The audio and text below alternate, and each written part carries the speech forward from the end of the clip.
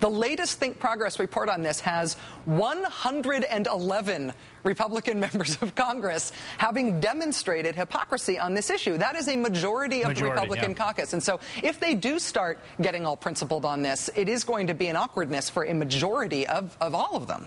Yeah, and look, this is, I mean, what's really important to hammer home here, this is not new.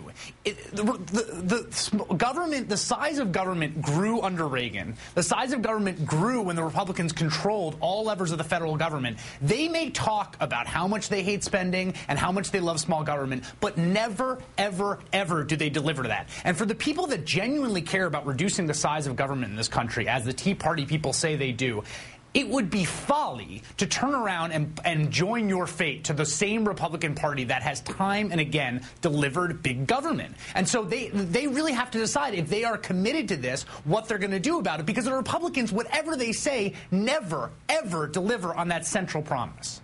It seems to me, though, that that's the argument.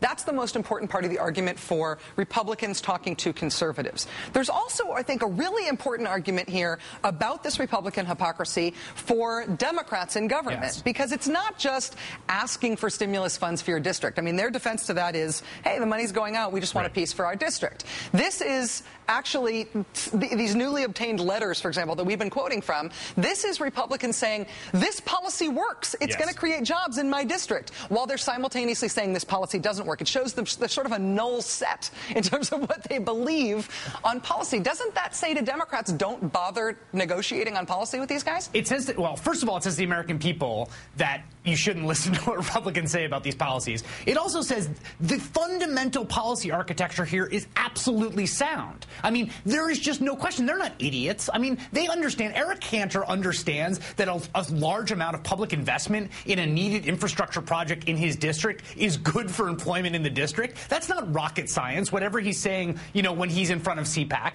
So it shows that. But yes, it also shows that they are so committed to, you know, detaching themselves from any policy successes that come out of this White House that they can't be asked to negotiate in good faith on any single policy issue. If something as vital and as obvious as this is something that they're so duplicitous about, then how are they going to be any better on anything else? The jobs bill that's coming down the pipe, or health care, or anything else?